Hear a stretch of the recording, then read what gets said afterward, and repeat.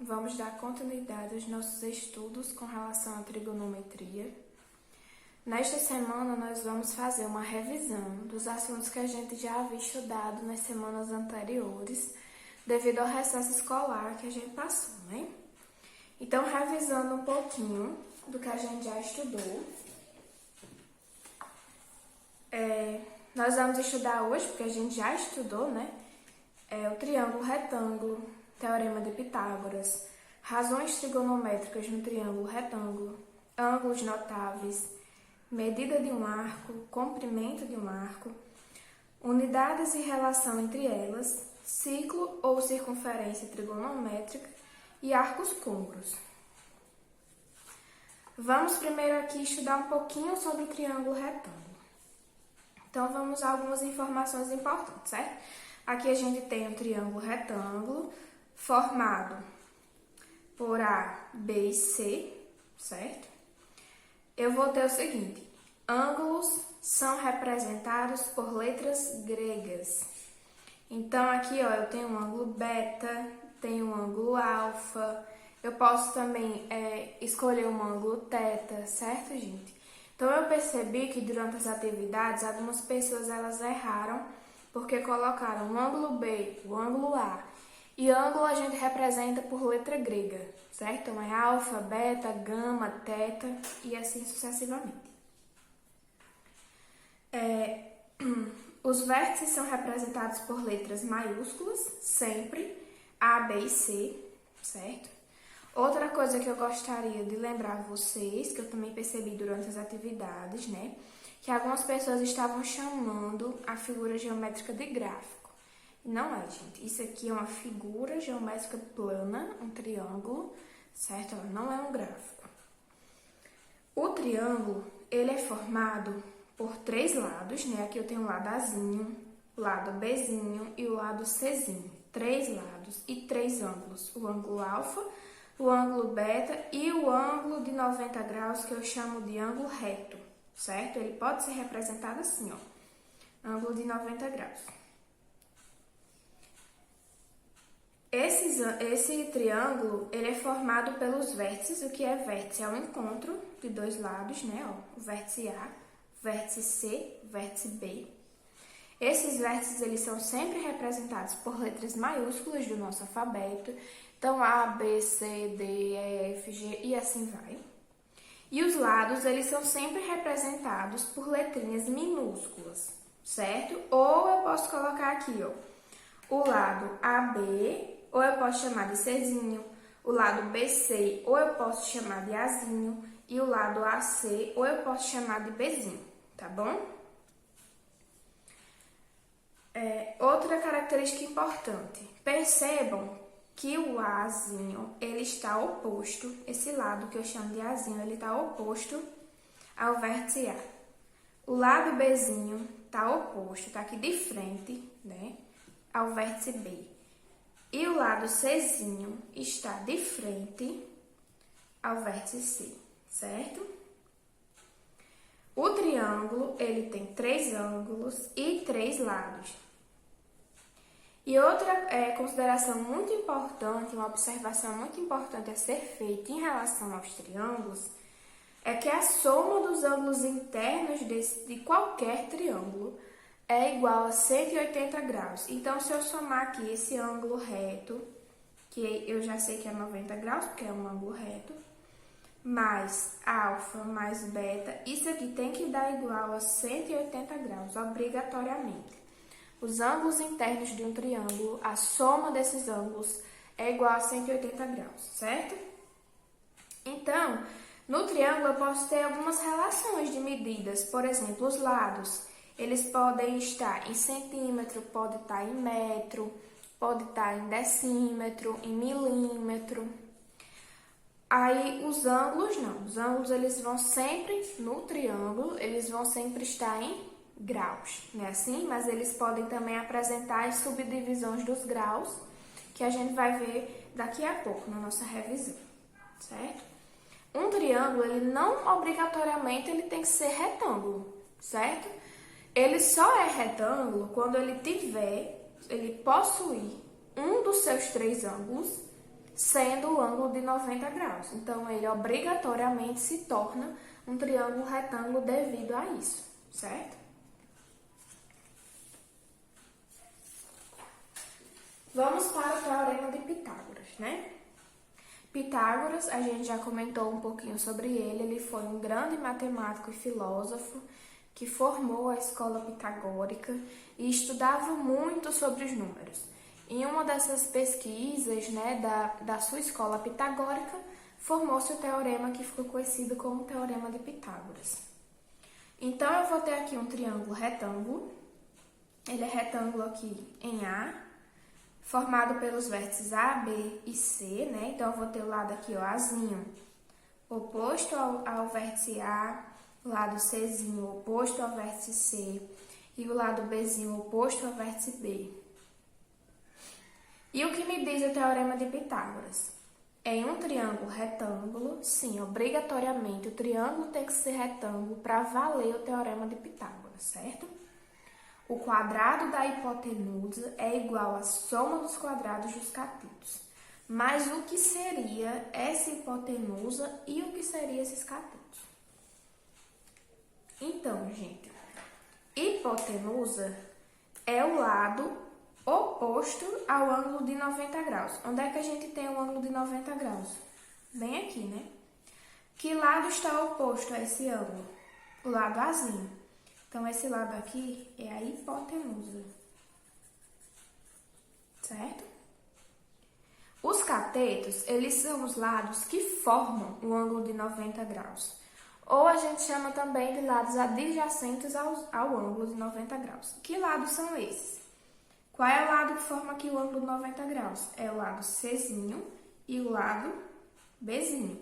Então, tanto Czinho como Bzinho são os catetos. Então, aqui é cateto e aqui é cateto, certo? Aí, o que é que me diz o Teorema de Pitágoras? Ele diz que a hipotenusa ao quadrado é igual à soma dos quadrados dos catetos. Então, o cateto ao quadrado mais o outro cateto ao quadrado. E a gente tem a seguinte fórmula, né? Quem é a hipotenusa aqui nesse triângulo? É o Azinho. Então, é Azinho ao quadrado igual a um dos catetos, que é Bzinho ao quadrado, mais Czinho ao quadrado, certo? Outro assunto que a gente já viu e a gente está revisando hoje são as razões trigonométricas no triângulo retângulo. Então, aí entra a trigonometria, que a gente vai utilizar bastante no estudo de ângulos, no estudo do seno, cosseno e da tangente, certo? Que são relações entre esses ângulos, entre as medidas dos lados. Então, a trigonometria ela está muito relacionada com a geometria, certo? A gente viu a definição de seno, a definição de cosseno e a definição de tangente, certo? E aqui tem um exemplo para a gente trabalhar melhor essas definições. Nesse triângulo retângulo aqui, eu tenho o ângulo alfa em amarelo e tenho o ângulo beta em vermelho. Eu quero aqui, primeiramente, achar a medida do seno do ângulo alfa. Alfa é esse ângulo aqui. E a gente viu que seno é o quê? Seno é o cateto oposto ao ângulo que eu estou estudando, que eu quero essa medida, dividido pela hipotenusa. Então, qual é o lado oposto a esse ângulo alfa? Vai ser o Czinho, né? O oposto a alfa. Czinho sobre a hipotenusa. A hipotenusa é o lado oposto ao ângulo de 90 graus. Então, é Azinho. Então, o seno de alfa é C sobre A. Agora, o cosseno. O cosseno, a gente viu que é o cateto adjacente ao ângulo dividido pela hipotenusa. Então, qual é o cateto aqui adjacente a esse ângulo? Ou seja, que está coladinho com esse ângulo? É o B, né? Perceba que o C não, né? O C não tá, ele tá oposto ao ângulo, ele não tá juntinho do ângulo. Então, vai ser B sobre A, que é a hipotenusa. E a tangente? Nós vimos que a tangente é igual ao cateto oposto sobre o cateto adjacente. Então, a tangente vai ser Czinho sobre Bzinho. E em relação ao ângulo beta, como é que vai ser isso? Então, agora nós vamos analisar aqui o ângulo beta, que está em vermelho. Então, o seno de beta vai ser o ângulo oposto, vai ser o lado oposto a esse ângulo, que é Bzinho, sobre a hipotenusa, que é Azinho. O cosseno de beta vai ser o lado adjacente ao ângulo, que é Czinho, sobre a hipotenusa, que é Azinho. E a tangente de beta vai ser o lado oposto ao ângulo, que é Bzinho, sobre o lado adjacente ao ângulo, que é Czinho, certo?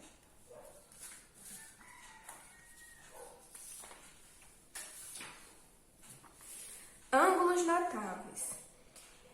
Ângulos notáveis, como o próprio nome diz, são ângulos que são muito utilizados na trigonometria, na geometria, e por serem tão utilizados, eles recebem essa classificação de notáveis, certo? E a gente tem a tabela dos ângulos notáveis. Deste lado, nós temos o seno, cosseno e a tangente, e os ângulos notáveis, que são 30, 45 e 60. Por exemplo, o seno de 30 é 1/2. O seno de 45, raiz de 2 sobre 2. O seno de 60, raiz de 3 sobre 2. E assim sucessivamente. Por que essa informação é tão importante? Às vezes, a gente pode estar interessado em descobrir uma medida X de um triângulo. E para descobrir essa medida, eu tenho poucas informações. Mas eu tenho, por exemplo, a informação de que um desses ângulos do triângulo é o ângulo de 60. Então, sabendo essas informações dessa tabela, dessas medidas, eu posso facilmente descobrir a medida que eu estou atrás, tá certo? Como a gente já viu, né, em vários exercícios que a gente fez. Aí, pessoal, tem uma musiquinha para ajudar a lembrar dessa tabela, né? A musiquinha, ela diz o seguinte: 1, 2, 3, 3, 2, 1. Eu não vou cantar, certo? Porque eu vou poupar vocês. Mas ela diz isso: 1, 2, 3, ó. 1, 2, 3, 3, 2, 1. 3, 2, 1. Tudo sobre 2. Então, sobre 2, sobre 2, sobre 2, sobre 2, sobre 2, sobre 2. No numerador, a raiz vai no 3 e também no 2. Então, aqui nos numeradores, a gente coloca raiz nos números 2 e 3. A tangente é diferente, vejam só vocês. Raiz de 3 sobre 3, 1 raiz de 3, certo? Se vocês quiserem, tem muitos vídeos no YouTube que tem essa musiquinha cantada, certo? Tem várias versões, inclusive uma delas é uma versão natalina. Então, se vocês se interessarem, vocês pesquisam um pouquinho sobre essa música para ajudar a lembrar da tabela, porque essa tabela é muito importante para a gente, certo? Pronto. Encerrado o assunto de trigonometria no triângulo retângulo, a gente vem para a trigonometria na circunferência, certo? Então, a gente já estudou as relações trigonométricas na figura do triângulo retângulo. E agora, quando for uma circunferência, né? Primeiro, a gente tem que descobrir o que é um arco de circunferência. Então, o que é? É um segmento qualquer da circunferência limitado por dois de seus pontos distintos. Por exemplo, aqui eu tenho essa circunferência aqui, eu tenho um ponto A e um ponto B, e esse ponto A e B, ele é um segmento da circunferência, e ele é também um arco de circunferência, certo? E eu represento assim, ó, arco de circunferência, arco AB, certo? Porém, desse outro lado, a gente também tem um arco maior que esse arco anterior, formado também por AB, né? Para diferenciar, a gente pode fazer o seguinte: adicionar um pontinho entre esses arcos. Então, aqui é o arco APB. Eu sei que eu estou falando desse arco. E aqui do outro lado eu tenho um arco AQB, certo? Normalmente, a gente, quando está trabalhando com arcos de circunferência, a gente sempre considera o arco menor, certo? Mas se, por exemplo, não tiver essa diferença muito clara, então eu tenho que colocar um pontinho para diferenciar uma medida de arco, né, um arco de outro. Aí vamos lá, para medida de arco e comprimento de arco. Então, eu tenho aqui uma circunferência, eu tenho os pontos A e B, eu tenho o raio da circunferência, certo? O que seria o raio da circunferência? É um segmento de reta que vai da origem da circunferência até um ponto que fica na extremidade dessa circunferência, certo? O raio, gente, é sempre igual, é como se fosse um raio de bicicleta, tá certo? Ele vai ser sempre igual. E eu vou ter aqui um ângulo alfa, que é o ângulo que está fazendo com que essa circunferência ela esteja aberta, né? Ela está aberta em um ângulo alfa aqui. Então, o que seria a medida de um arco?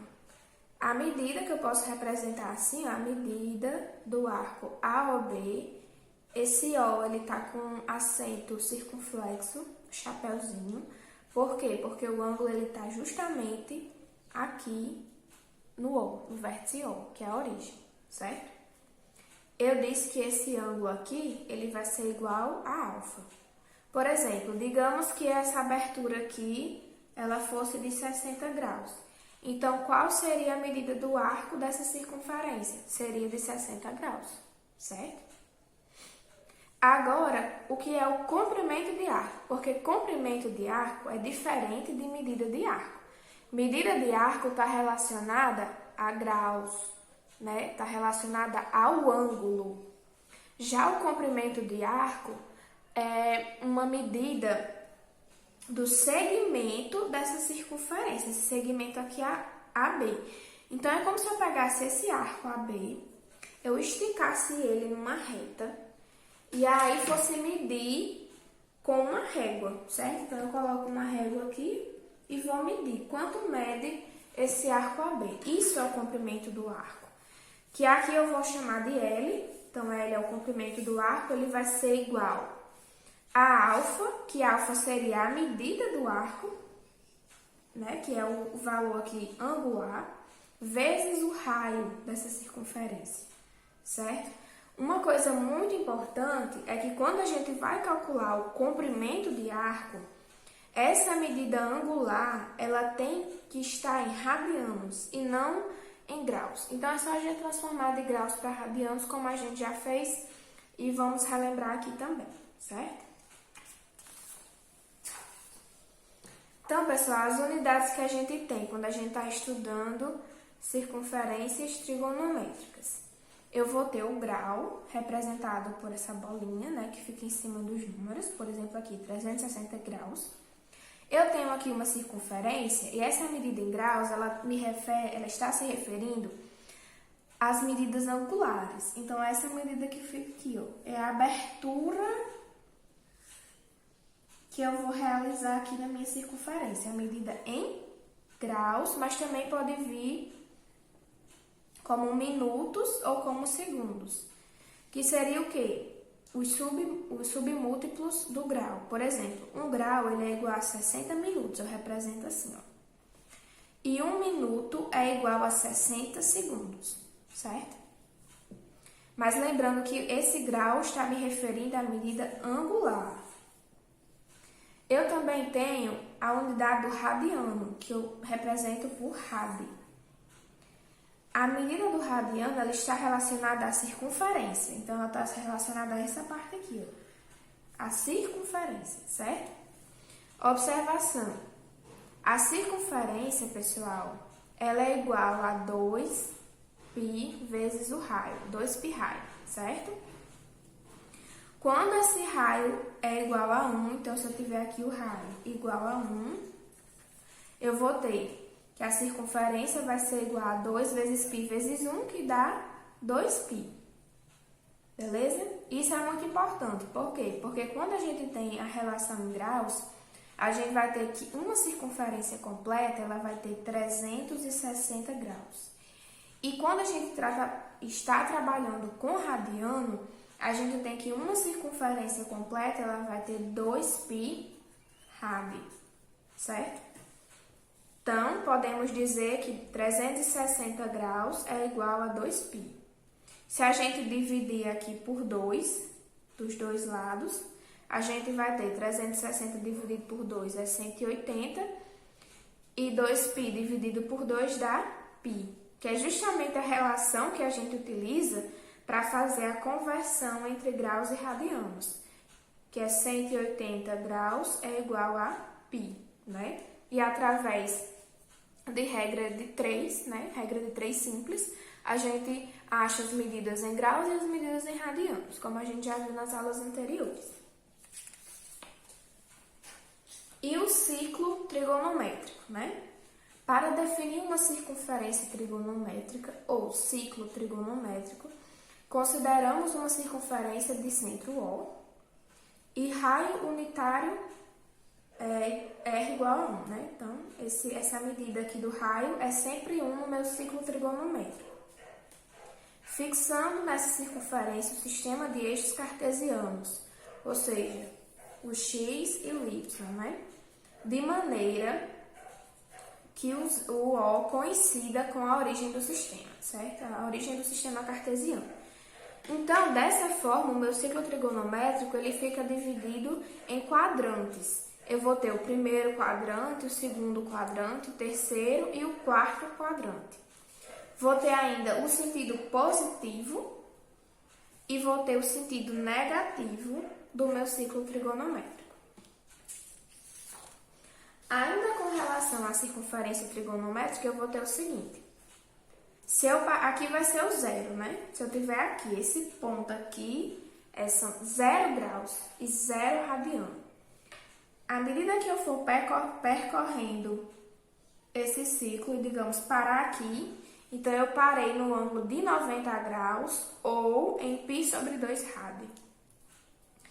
Quando eu for prosseguindo e parar aqui, então eu parei no ponto de 180 graus ou π rádio. Prosseguindo, eu vou ter o ponto de 270 graus ou 3π sobre 2 rádio.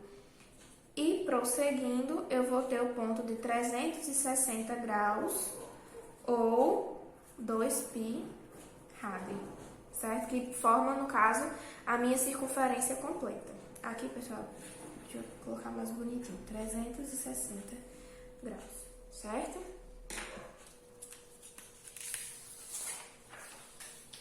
Eu vou ter ainda arcos maiores que uma volta e arcos com medidas negativas. Por exemplo, eu tenho aqui a minha circunferência trigonométrica, certo? Tenho uma medida aqui de 60 graus, né? Minha medida angular de 60 graus. Aí eu saio desse ponto aqui e vou percorrendo a minha circunferência. Então, eu dou uma volta, dou outra volta e paro aqui, ó. Quando eu parei aqui, deu uma medida de 780 graus. Uma volta completa tem quantos graus? 360, né? Então, para saber quantas voltas eu dei para obter 780 graus, eu vou fazer o seguinte, ó. 780 dividido por 360 dá 2. 2 vezes 360 dá 720. 780 menos 720 dá 60, que é justamente esse ângulo aqui, pessoal. Então, eu posso dizer que 780 é congruente a 60, certo? Eles vão parar no mesmo ponto. O que vai mudar é o número de voltas que eu vou dar na minha circunferência. Mas o ponto da circunferência é o mesmo. Perceba que aqui, nesse ponto P, pode medir 60 graus ou pode medir 780 graus. Vai depender do número de voltas que eu dei nessa circunferência. Eu também posso ter arcos com medidas negativas, como é o caso aqui. Nesse caso, é quando eu venho pelo sentido negativo da minha circunferência. Então, eu venho andando aqui, ó, e parei no ponto P. Esse ponto é menos 300, certo? Mas ele também é um ponto congruente a 60 graus. Como é que eu posso descobrir isso? Eu faço menos 300 mais 360. Por que 360? Porque é uma volta no sentido positivo, certo? Então, aqui é uma volta no sentido positivo da 360 graus. 360 menos 300 é igual a 60, certo? Ou seja, esse ponto P, que é menos 300, ele também é um ponto P, que é igual a 60 graus. Vai depender do sentido em que eu estou andando, se é no sentido positivo ou se é no sentido negativo, tá certo? Pessoal, eu espero que vocês tenham compreendido um pouco mais sobre esse assunto. Quero lembrar vocês que hoje nós iremos ter uma aula de dúvidas através do Google Meet, certo? E é muito importante a presença de todos vocês para que, se alguém ainda ficou com alguma dúvida, essas dúvidas possam ser solucionadas.